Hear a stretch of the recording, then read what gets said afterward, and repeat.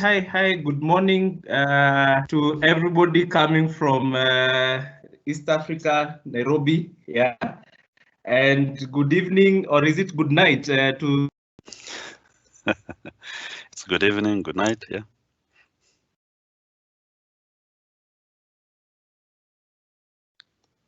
Amos, did we lose you? I think we just did. And Gilbert, you should say something, eh? Say hi to everyone. Oh, hi everyone. I'm joining from the western part of Canada. It's evening now, almost 11 p.m. And I've really been looking forward to this this webinar. So happy to join you and all geared up for this. Thank you, Amos. And hi everyone. Super. Gilbert, you know, I was telling you earlier that we've woken up to some nice rain, which means today is a blessed day. Is a day we are going to have some fun. We are going to learn something, and we have speakers. Just to confirm, Gilbert, do we have enough numbers to kick off the presentation? Yes, we do. We have, quite a few people Awesome. who have joined us. Yeah.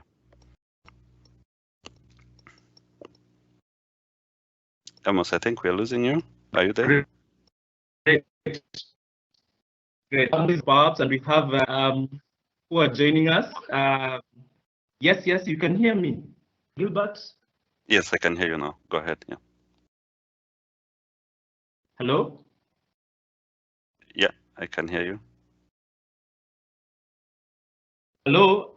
Am I on? Am I connected? Yes, I can hear you. Yes. Okay, great. Yeah, I was saying we have some awesome presenters, you know, Monica Wambugu, David Wambugu from Microsoft. And we've lost you. The link, we can share it on the WhatsApp group so that any person who had not seen the email could be able to join. So just some housekeeping. If you need to you know, ask a question, raise something, raise your hand and, you know, say something. You on the chat, there is an option for sending out a message, and we'll get to see it, and we'll be responding to all the comments, questions, and everything that will come up. So as the presentation goes on, feel free to ask as many questions as you have. And yeah, we have the experts with us. So I'll let David and Monica, you know, take us forward with the comments and everything. David, Monica, you there? Yes. Thank you so much for the introduction. We are really honored to be part of you guys. As Amos has explained, my name is Monica, and I'm joined by my colleague David. I think I'll let you, David, introduce yourself. Hi, my name is David, Monica's colleague. Back to you, Monica. Okay, let me go ahead and share my screen real quickly so that we can begin. Oh, sorry. Should have started from the top. So thank you for joining us. As I said, I'm Monica, and that's David. We come from the Africa Development Center. So Microsoft ADC for short is a development center that is in Nairobi and Lagos. And it began last year. I think some of you know about it. You might have heard about it in the news. So we come from there. This is some of the work that is being done in the Nairobi team, by the Nairobi team. You have people who are working on Azure, people who are working on Windows Compat, people who are working on Microsoft Graph. David and I in particular come from a division called Identity, and in our division we pretty much work very closely with Graph, so helping Microsoft teams who want to expose their APIs on Microsoft Graph to be onboarded onto Graph. So we work on a technology called OData. Some of you might know about it. Yeah, and PowerApps and the Power Platform is actually one of our main customers because they expose their APIs on Graph, and they consume, you know, other APIs that are used by other teams on Graph. So we're excited to be taking you through this. I have a small video here that tells us more about ADC. If, in case you've already watched it, it's okay, you can watch it again. But I wanted to share this with you. I don't know if you'll be able to hear the sound. I don't think I shared the audio. Sorry, let me just go ahead and share the audio again to make sure you guys hear the sound.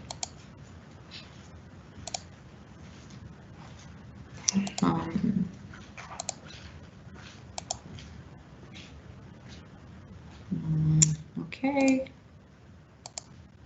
so I'll go ahead and play. In case you can't hear, somebody can tell me. There's a lot of activity, a lot of innovation, a lot of passion happening in Africa, and that's what we're bringing to the table. It's just great to see such a vast depth of technical talent in the region for us to come and be a part of. And when we do this, we're going to be part of the community. The talent pool is so wonderful, and the expectations that they have for the future are big, bold, and ambitious stuff. And you want to be a part of that energy and enthusiasm. It's really an indication of the interest that the company is taking in saying that we want to understand this emerging market. I'm looking to learn, I'm looking to get started. I'm itching to go spend time so that organically we can grow it together. Africa is a real unique opportunity. Average age of 19 years old, 1.2 billion people. We're opening these development centers in Kenya and Nigeria, where you see just this growing population of people who are very qualified for the kind of work that we do. We have billion-plus devices running Windows, hundreds of millions of application versions out there. Our compatibility effort for the Windows APIs and the Windows platform itself starts and ends with big data and analysis on really 1 billion endpoints and hundreds of millions of applications. And so we're going to have a team working on that problem. These engineers are part of the community, and they're able to come up with unique perspectives that we might miss otherwise.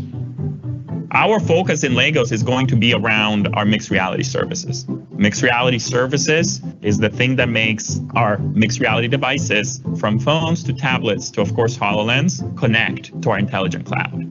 And as we build those teams, the objective is to make Lagos part and drive forward the scale of that service worldwide. Having a development center in Africa is going to be a game changer. 10 years ago, I would never have imagined that Microsoft would open a development center in Africa. To actually now see this level of investment, especially around skills, around engineering, is the first. And so I take great pride in seeing this coming to life. It's all about empowerment. The fact that we're able to use this opportunity to really live our mission of empowering every person and every organization on the planet to achieve more.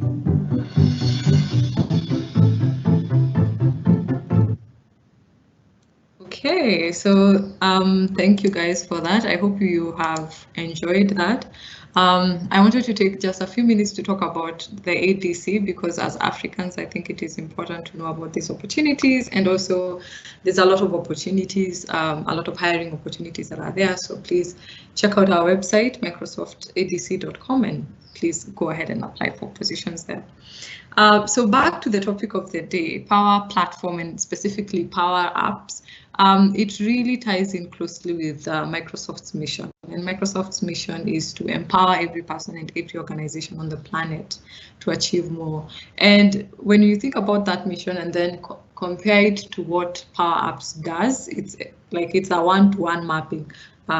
So PowerApps, if you think about it, the main value proposition is this idea of democratizing the app building experience, right? You don't have to be a software engineer, you don't have to have taken computer science or IT or anything in that space to enable you to be able to build applications, and not just any applications. We are talking about professional grade applications, right? So it's not only democratizing AI, but it's also, democratizing business application building, but also democratizing the ability to really innovate quickly. So in most companies, you probably find one IT department, everybody goes to them if they need something, and most times they might be swamped. They might have too many apps to build and too little time. So with PowerApps, even though it might still be built by, apps might still be built by the IT department, see that they are enabled to really innovate quickly and prototype quickly, be able to serve the needs of various teams who want different types of applications. So that's the big value propositions, the value proposition of PowerApps. And really, there are 3 types of PowerApps that you will find on Microsoft's platform. So the first one are called Canvas apps. And as the word suggests, you're really starting from a blank canvas and building a user experience that is elaborate and rich, right? And then you have model-driven apps. As the word suggests, you're coming from a model, right? So you're coming from some form of data that you have. David is going to talk a lot about the data and how it needs to be structured. So you start from the data and then you build this user experience and this business application that makes use of that data. And then thirdly are portals. Again, as the name suggests, portals are all about like websites, external facing websites. And these websites can allow users outside your organization to be able to sign in, create and view data, and even do more things within that portal. So those are the 3 main apps. Now, but as we talk about Microsoft Power Apps, I think it's also important to realize that Power Apps don't exist in an isolation, right? Now I've put this photo here to make everyone hungry because it's morning, it's early in the morning, but also to say that Power Apps is just one piece of the pie, and there are 3 other tools that are very, very key to the whole Microsoft Power Platform. So I'm going to hand over to David for a few minutes to take us through the other 3 parts. Thank you, Monica. So the other 3 parts of the Power Platform, Monica, could you move to the next slide? Yes, thank you. So we do have the Power BI, and this allows you to be able to create interactive dashboards that provide actionable insights. And this is just, you're limited by your own imagination and when it comes to what you can do with Power BI. As for Power Automate, this allows you to create workflows that directly map to business logic in your organization. And an example that I normally like to give is whenever a certain, say you have a car leasing application, and whenever any person leases a car out, you want a specific notification to be sent and an email to be sent to a certain approver. That's something you can have with Power Automate. And the last one is the Power Virtual Agent. And sometimes we like them, sometimes we hate them, but virtual agents enable us to create chatbots that engage conversations. And what you can be able to achieve with this, plus some of the other platforms that are part of the whole Power Platform pie, is that all these 4 technologies work synergistically to be able to provide you with all the power. And the whole mantra is, with less code, you can do more. So it's always about coding less and having more power. And this doesn't limit power users or people who have coded for many years. If you want to go that route and have a custom logic, you can have that. And part of that is also enabled by our connectors. And as you can see, the Power Platform will have a lot of, you can ingest data from different data sources. And some of these data sources, you can be able to connect to your on-premise or the cloud, SharePoint, SQL Server, Office 365. And this is just to name some of the most popular ones. There's a plethora of data sources, and in this we'll have a demo whereby we'll show some of them in use, and also how you can start with all the data that you have in your business and start by creating your first Power App. So just to talk about some of the data services, we do have what is called the Common Data Model Schema. And in the previous slide, you saw there's the Common Data Service. And the Common Data Model Schema allows you to have models that have been predefined for your specific domain. So for the sales domain, a customer is defined, a competitor is defined, discount, the concept of a discount is defined. If you move over to the healthcare system, or if you're building or consuming data from a healthcare system, then a patient is defined, an episode of care is defined, an encounter, all that is there. And the common data model schema is actually open source. So, and that's the whole mantra of also what Microsoft is doing. They open source this, and we have multiple people working on it. Onto the next slide, we're going to see what the common data service is. And this builds on top of what we showed in the previous slide. And it allows you to be able to have this common data service that has storage, business logic, where you can define your entities, business logic, and it also has security predefined inside it. And what this allows you to do is you can be able to store model business data and at the same time have this data ingested and shared between different applications that you do have. So in the next slide, Monica, I'm actually going to hand over to Monica to just give us something little about the AI Builder. But before I do that, I'll just say that the common data service gives you so much power, but at the same time, I know some people will ask, if you're already a Dynamics consumer, why not use the Dynamics connector, because that also exists. And the simple answer that I like to give is that there's so much more that you can achieve with the common data service, as this talks directly to the data layer and also exposes a very rich metadata alongside your data. And over to you, Monica. Thanks, Dave. I think I'll go into the AI Builder. So this is supposed to be an introduction to PowerApps. So we are not going to get very sophisticated, but I thought that it's important for us to talk about how you can be able to make your apps intelligent. And the reason is because anyone can build an app. Yes, you can build an app, that's nice. But when you add intelligence, then you really get people interested, right? And so I wanted to highlight some of the main kind of value propositions or the main features, cool features that AI Builder has. If you're a Power App user who's really sophisticated, you've probably already used some of this. For example, the first one and probably the most popular one that people know of is the form processing feature. And what this allows you to do is really perform information retrieval. So if you have standard documents in your company, maybe you have receipts, you have application forms, you have invoices, or anything else, that any form of document that has like a standard look and feel. These are some documents that could be fed into the AI Builder. And really you'll be able to retrieve the information that is housed on those documents. The alternative, I guess, is to have people manually enter that, which is probably not a good thing, and which is riddled with errors, and also you're just going to have extra hands for no reason. The next really cool thing is prediction. So anyone who has done any form of AI or machine learning knows that prediction is probably one of the most applicable areas of ML, because it has so many applications in so many fields.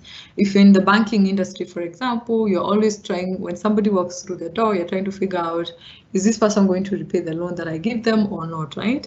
If it's in the medical field, doctors are trying to predict or figure out what is the probability that this person has this disease. So all those are examples of predictive kind of scenarios, right? And so the AI Builder is a great tool that can allow you to be able to perform predictions and be able to categorize things in certain groups and what the likelihood of them being in certain groups is.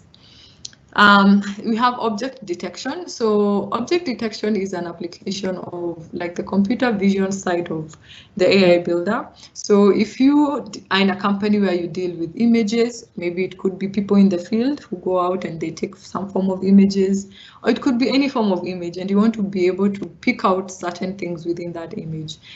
You could be able to create an object detector, and what that object detector will do is that it will be able to pick out specific things, right? And later on in the demo, I'll show you a very simple object detector for cats and dogs. But in the real sense, in the real world, it could be paired up. You could pair up object detectors with something in Power Automate, for example, where you say, if there's something in this image that looks like this, then I want this to happen, right? So there's a lot that you can do with object detection. And then obviously text is also a very big form, like a big data source.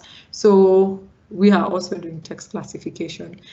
Text classification has a lot of applications as well. If you think about it in terms of how we receive comments from, as businesses, we receive comments from people, they tweet to us, or they write in some shape or form, they send us messages, they tell us, I love the service, I hated it, or this and this and this.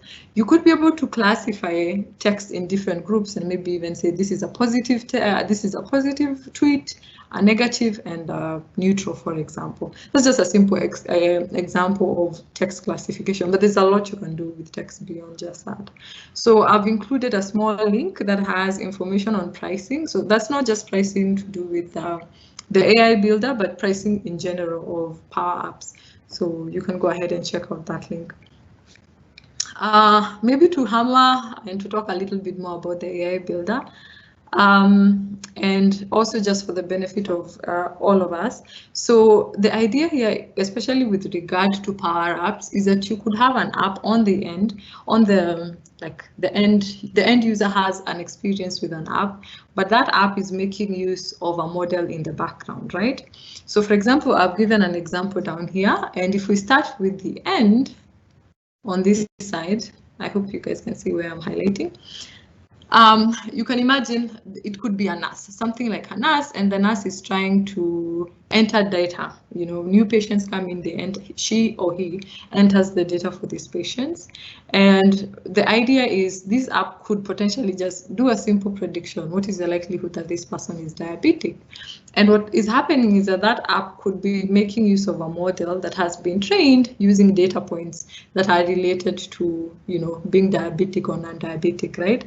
So, for example, I've given here an example, you know, data points such as the BMI, the blood pressure, age, class, gender. You know, doctors can tell us which other data points are important.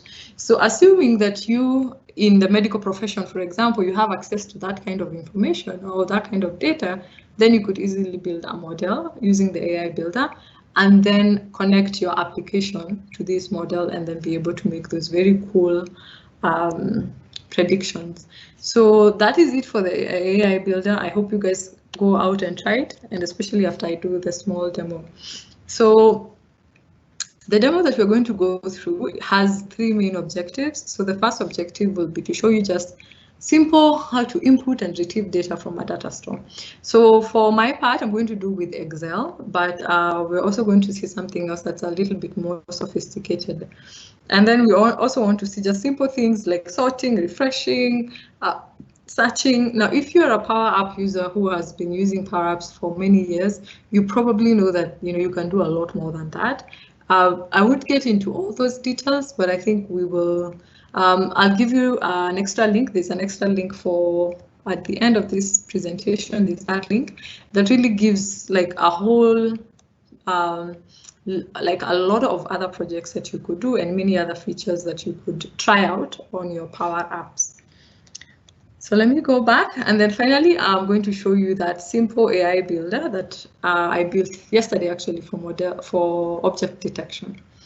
So let me just go ahead and switch. But before I switch, we are going to kind of pretend that we have a company, and the company basically is a tour company, and what it does is that it takes you on safari, right? So let's imagine that, especially now this period of COVID, hopefully after this we can all go for holidays somewhere fun. So imagine we are all part of our company, and that is a safari company, and we just want to do a very simple thing. We have an Excel sheet.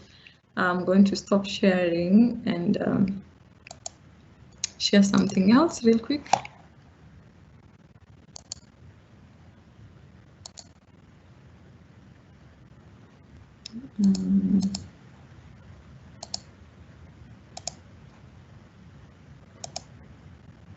Okay, I hope you guys can all see my screen now.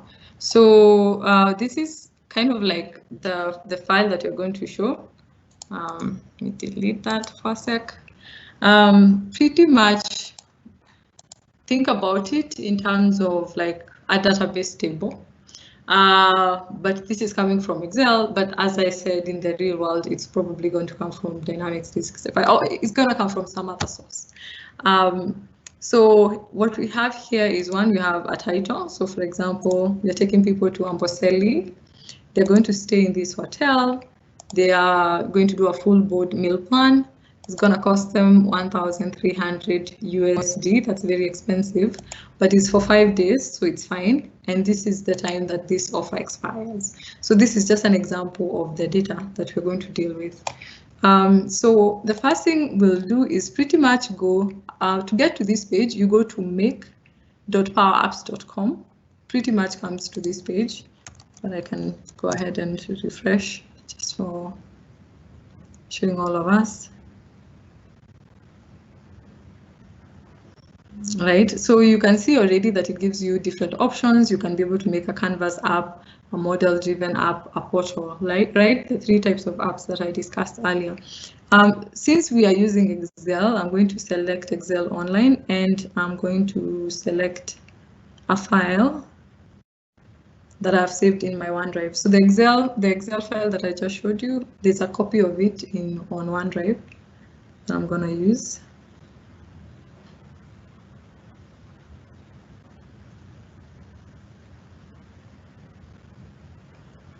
Oh, sorry, I'm not sure why it sent me out.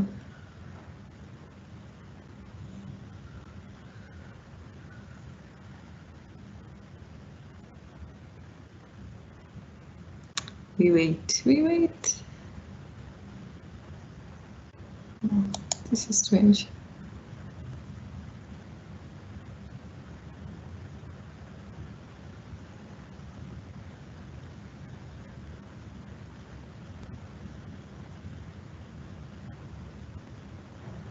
Demos, eh?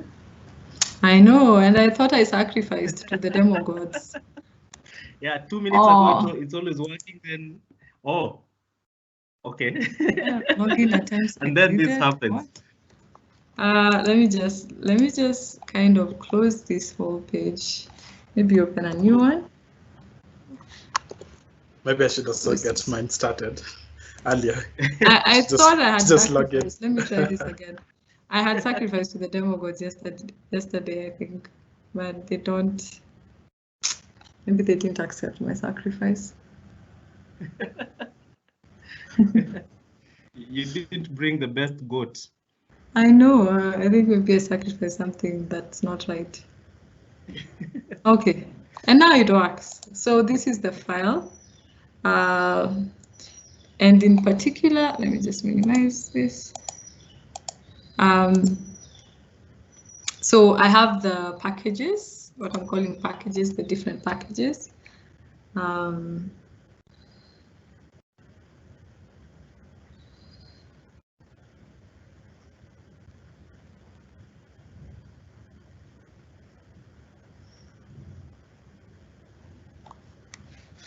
We wait.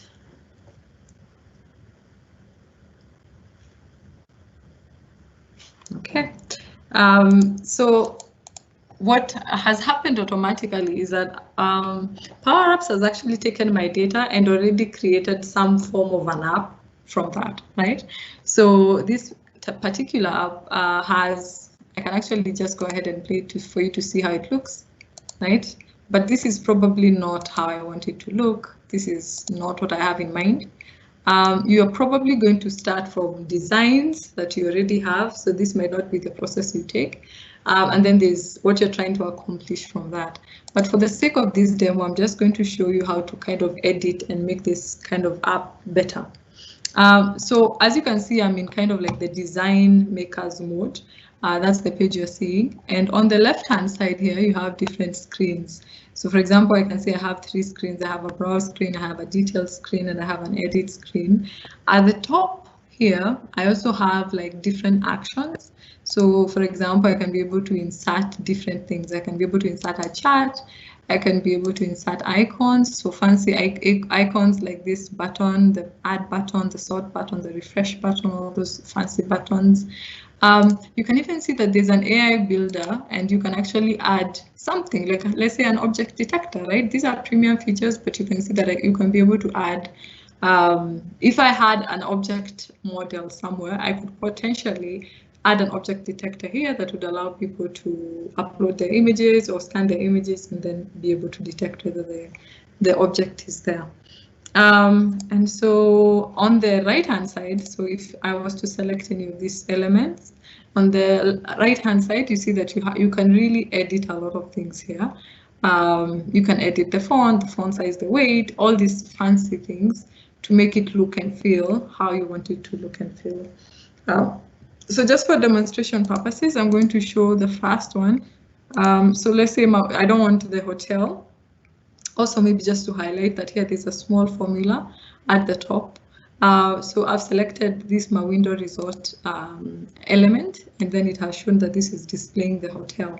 So maybe I don't want the hotel to be displayed. Maybe I just want the title of the package to be the one that is shown, and you can see that automatically changes, right? The next one is showing full board. This is the meal plan. Sorry.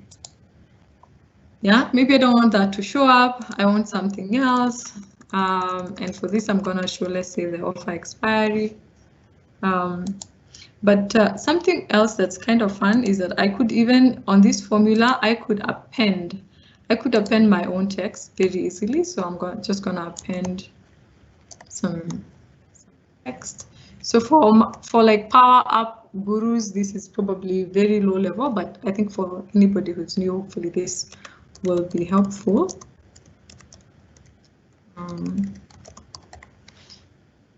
And let's say, yeah, that updates. And then let's say for the last one, we pretty much show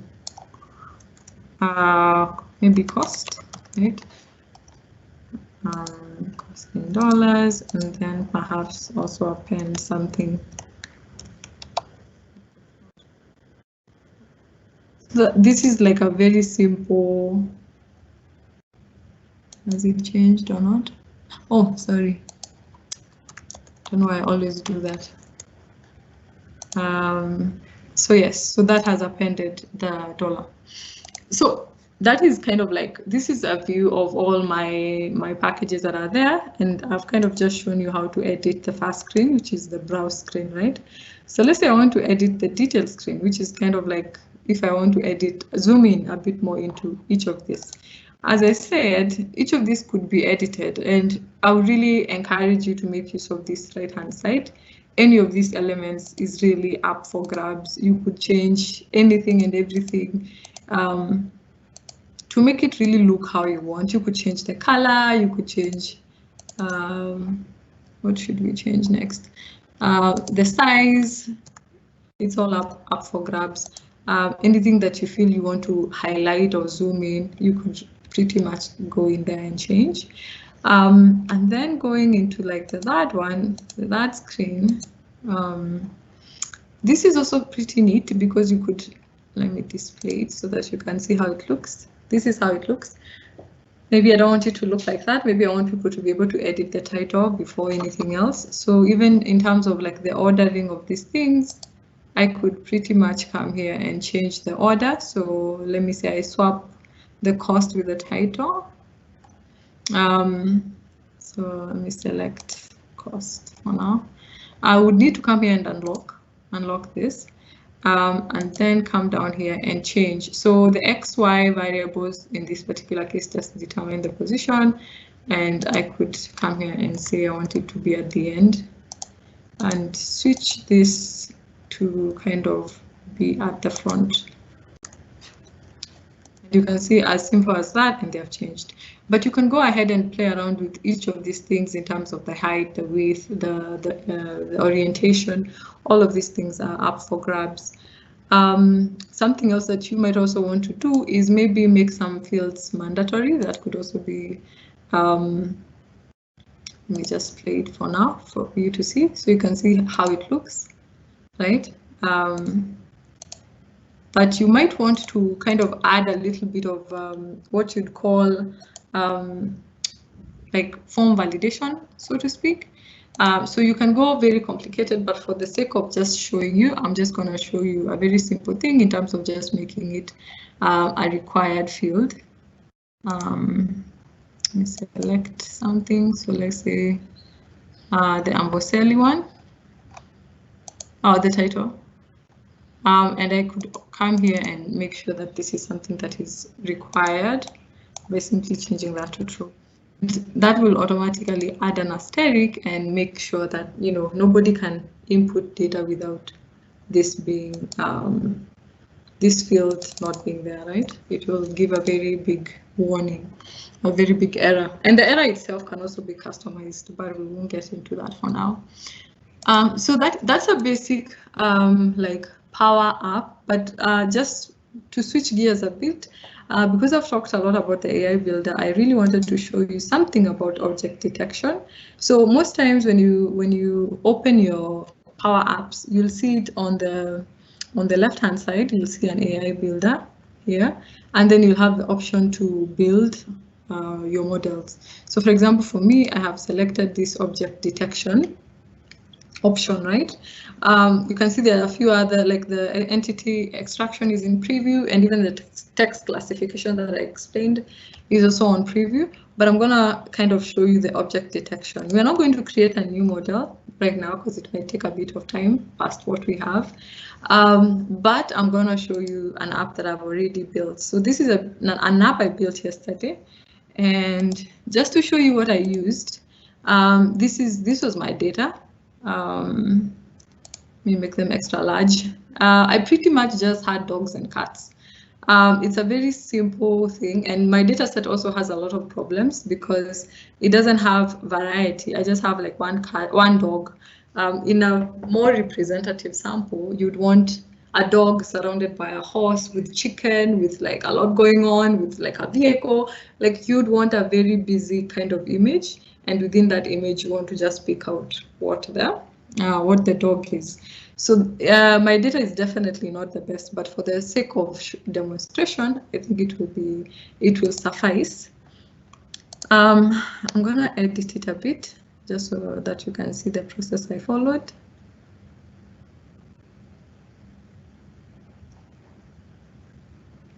Let's see if the demo gods accept this time around.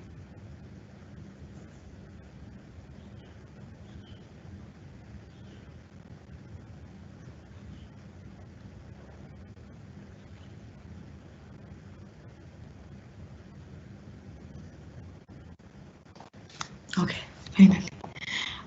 So the first step is going to be selecting like your domain. So for this, I just selected common objects, which is really easy. And then I kind of selected the objects that I wanted my model to detect, right? So I want a cat and a dog. Those are the two categories. But typically, you'd probably want to add more things depending on like how busy your images are, or what you're trying to pick out, right? So those are the two things that I was trying to pick out. I uploaded my 30 images from my deck. So I had 15 images of a dog and 15 images of a cat. You could easily add more images in case you have more, and when you add them, you could add them from each of these data sources. You could be getting them locally, SharePoint or Azure. By far, I'd say that the longest or the thing that takes the most time would probably be the tagging, because you need to go in and tag the images. So for example, this is a cat and this is a dog, right? Again, as I said, ideally you'd want very busy photos, and photos with dogs of all types and sizes and shapes and all that to make the model as robust as possible. You also want to have more than just 15 cats or 15 dogs. You want to, this is like the bare minimum that you can have, that the application will allow you to train on. But if you have like 200, 1,000, the more the images you have, the better.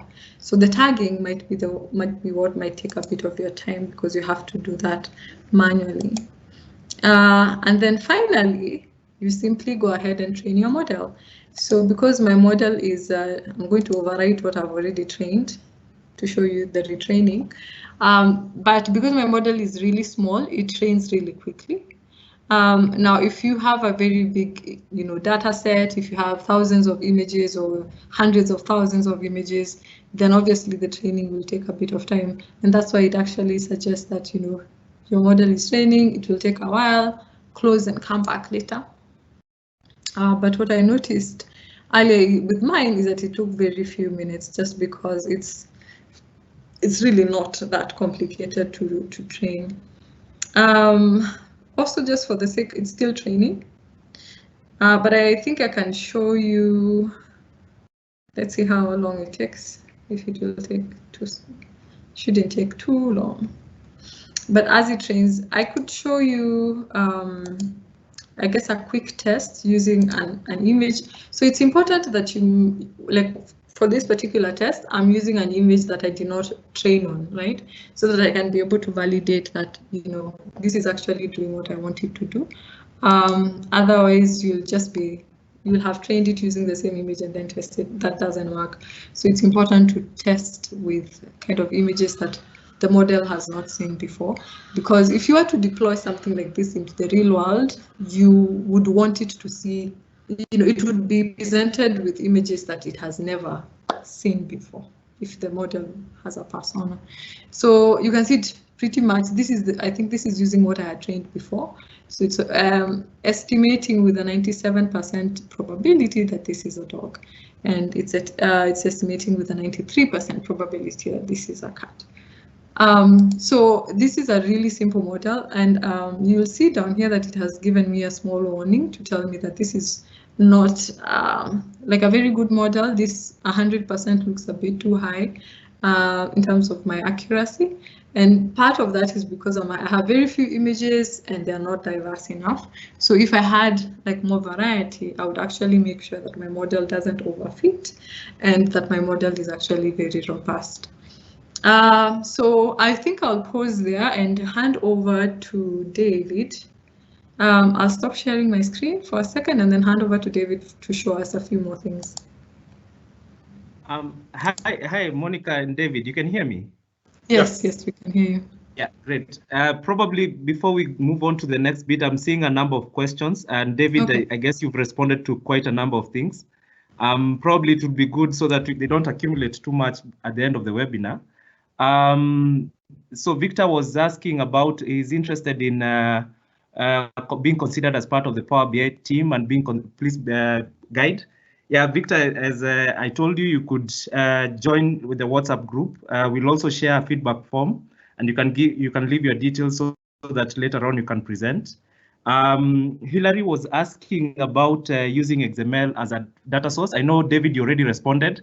Probably it's not available for everyone.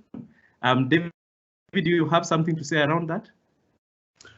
Yes. So I think if you do Google, there's some people who are already using XML as a data source. The way I would probably do it is I would import the XML data into Excel and then use Excel as a data source. I find that to be the easy and the stress-free way. But at the same time, you can also ingest it by using some of the internal functions. And one of the functions I replied to Hilary is there's a person who does it using converting it to JSON and then ingesting that. Yes, I think that's it. Oh, perfect. Jesse was asking about any skills required. Monica, I guess you've showed us that no coding skills are required, I guess. Yeah, so you can basically pick this up. You don't need to have any prior coding experience. David from Uganda asked about examples, and I see David Wambugu. Distinction is good. David Wambugu has just given the the link to some case studies which can showcase some of the apps that are there. Belinda asked about once you create a form, how can the information be pushed to core business systems and in what format? I know there's a long response. Monica, you have something you can say about that? I'll let David answer that one because it's connected to the data. Okay. David, since you actually are the one who gave the long comment, maybe you can just summarize it. Okay, so it pretty much depends on the connection that you're using. But yes, once the form is submitted, the data will be persisted back to the core business persistence layer. And if you're using the CDS, it's also available to any other application that's also using the same CDS connection. So that's the short version of it. For the long version of it is you need to look at the common data source service and just read some of the capabilities that it allows you and what it supports as its persistence layer. Perfect, perfect. Patros was asking about best way to learn DAX, and I've seen, David, you've already shared a couple of links on that. And Edgar was saying that, you know, if we could get the content so that you can move along with the tests. Edgar, great idea. Possibly, you know, in the subsequent webinars, we should arrange so that you get the content maybe before we start actually the presentation. But I guess right now, if we start, you know, setting that up, it might take some time, and we only have a few minutes before we end the presentation.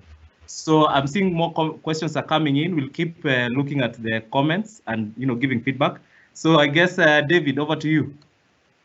Okay, thank you so much. So I'm going to share my screen and just show you a simple application that I built. And the use case for this was, is it possible to have an application that, sorry, I think I'm about to say. So a property management application. And what I wanted to show in this is the data sources that I'm currently consuming from.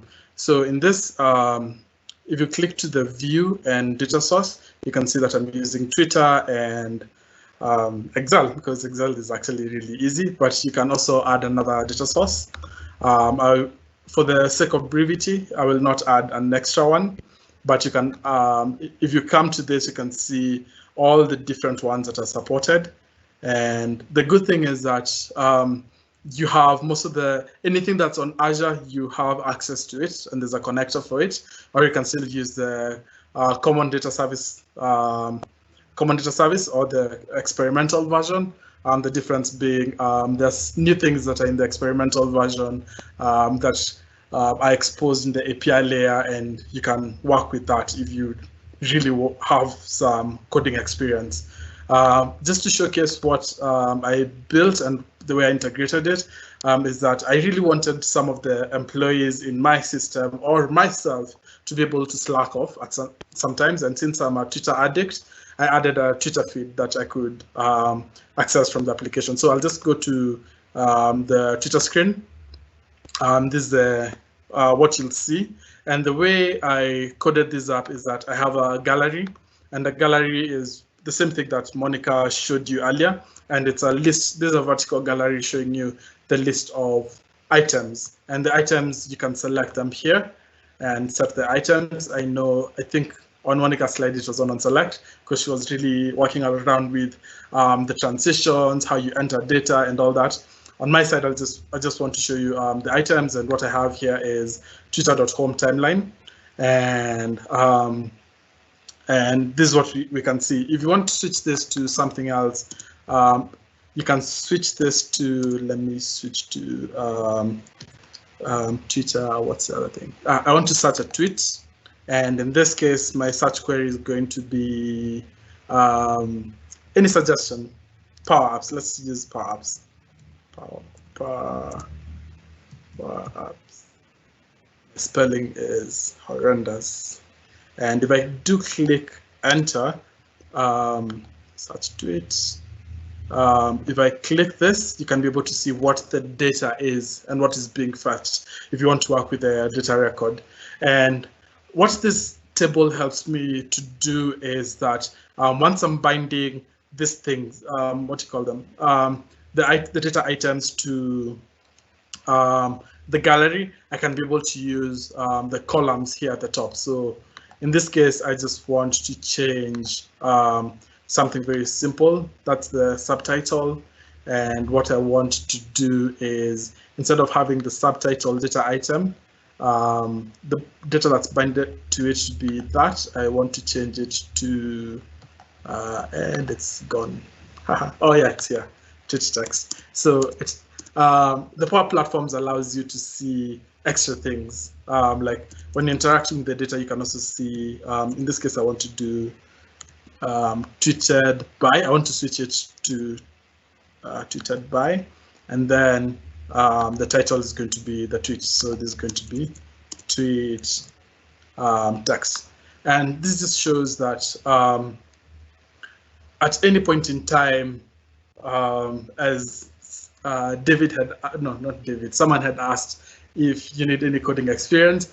Not really. If you can interact with the data with this, you don't need any coding experience, but it does become a bit helpful later on if you're working with what do you call it, flow, when you're adding flow to your code. And what I just want to show here is some of the tenant collections. So this is the data that was fetched from my Excel data source. So there's a tenants collection. There's also the contacts and that. So let me just run this application just so that you can interact with it very fast. So I'll just go to home. And oops, sorry. Oh, did I run it the right way? Okay, let me just start from here and run. So we can we see that this is the suits that are available. I want to reserve this for myself because I am that person who likes to have the fast building. So I'll just do that, use form feed, and then just do this as Nairobi. And if you want to interact with PowerApps, there's a lot of applications that have been built in the pre-built gallery, and you can have these applications, you can instantiate any of them. And as you can see, David Wambugu was added, and he's a tenant to suit 100. If we come to Twitter, I get to see myself slacking and just reading about PowerApps. So that's just the brief demo that I wanted to give. Since we're running out of time, let me get back to answering questions. And yeah, so I'll stop sharing and we can go back to answering more questions. What other questions do you have? Yeah, amazing stuff, David. Wow, wow, wow.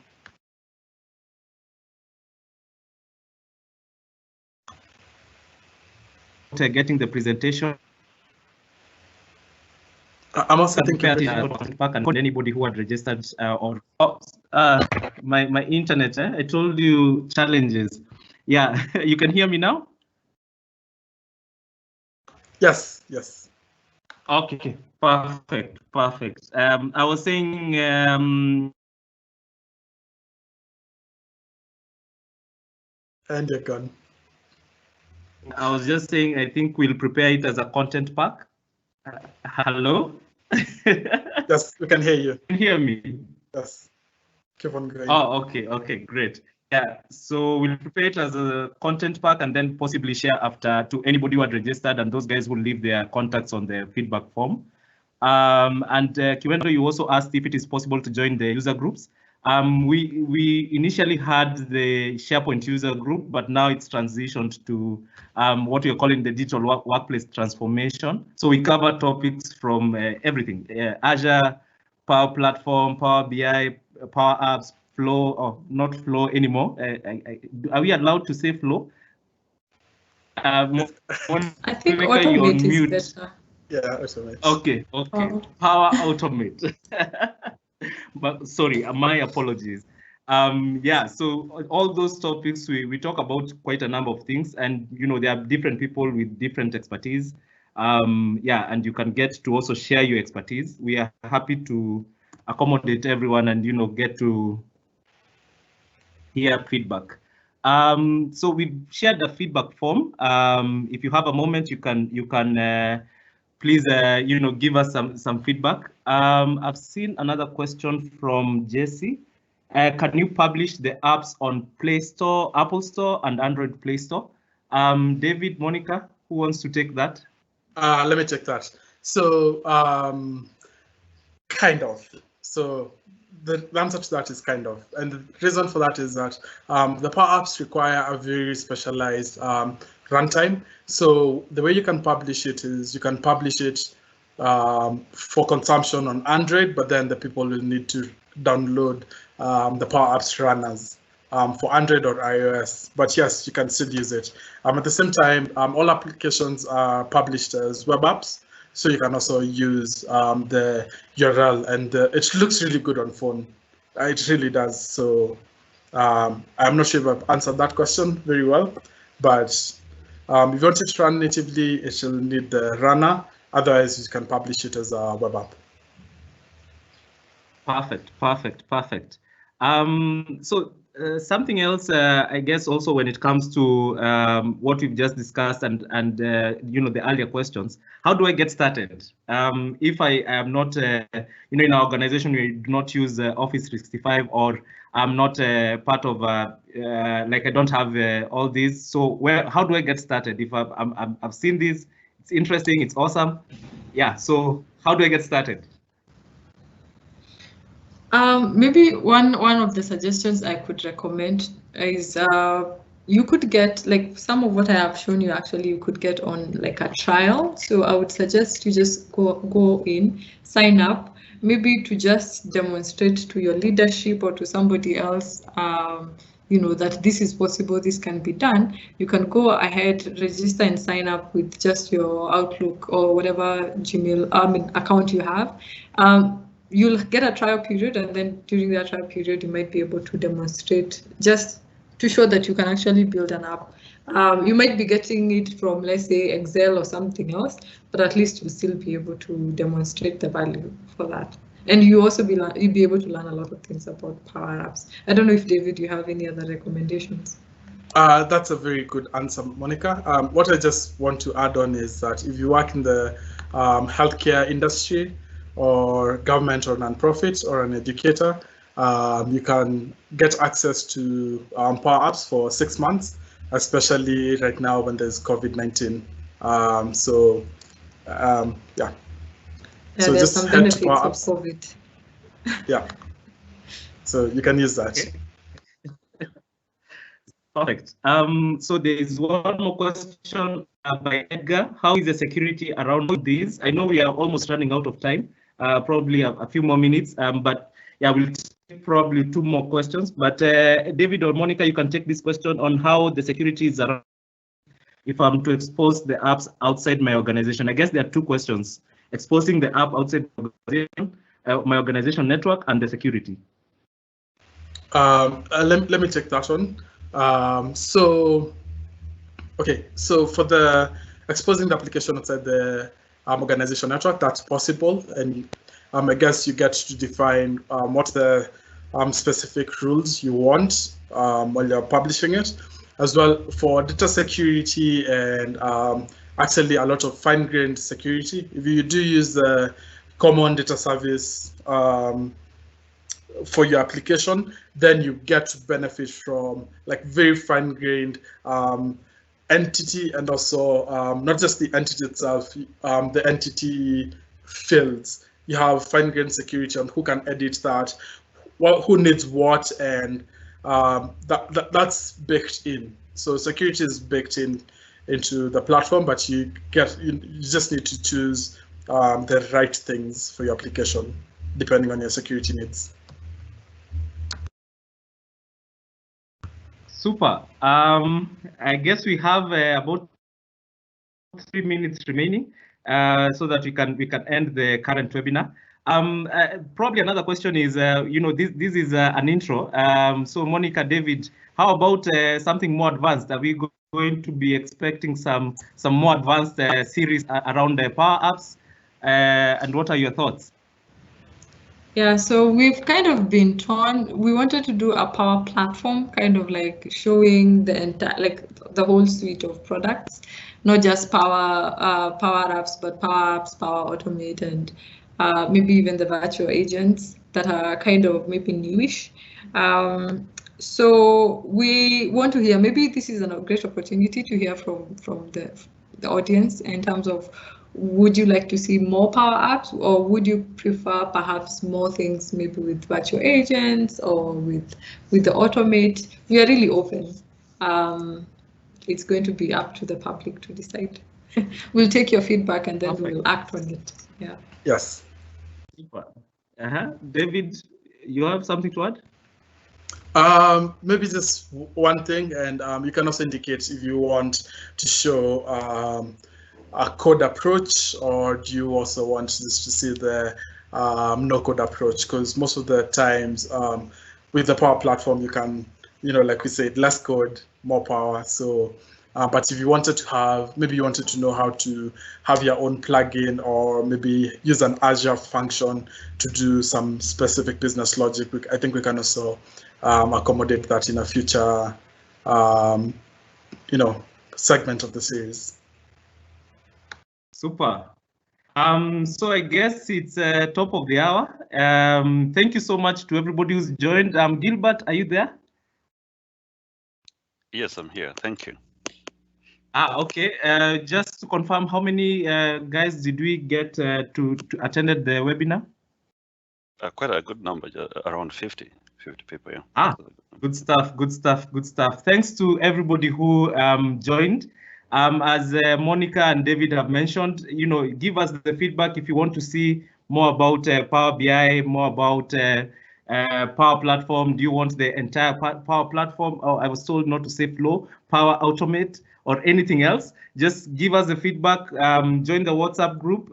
Give the in the group. Just raise a question. If you have any question, we have all these experts and guys who are doing quite a number of things around these technologies. Should we take these two more questions? I'm seeing there's a question from Evans and Dennis. I didn't want us to go past the time, but probably David or Monica, you can answer on Evans is asking about being accessible outside for web. Dennis is saying about if we can have this as a series. Becky is talking about a practical approach. Okay, so we'll just keep on getting all the feedback, and we'll share, the more on into the WhatsApp group so that we don't go beyond time. I'd like to really thank all the guys who have come together to make this webinar possible. First of all, our presenters, Monica, David, thank you for making the time, the efforts, preparations, and making sure that we had one of a very good webinar that was quite informative. I've learned a couple of things that I didn't know that you could do, which is amazing. Thank you so much, David and Monica. Gilbert, thanks for organizing. When it comes to the technology behind and setting up the webinar and stuff like that, you've always done an amazing job. I'd like to also give a shout out to Becky, Ricky, Dennis. Of course, we have Dennis Korir and Dennis Ngahu. Julia, we also had Mercy, Silas, Solomon, Mike. I hope I've mentioned everyone who came together. Joel, that actually did in the preparation of these banners and the images and stuff like that. Thank you guys so much. This has been amazing. Unless you have a parting shot, Monica, you have a parting shot, David?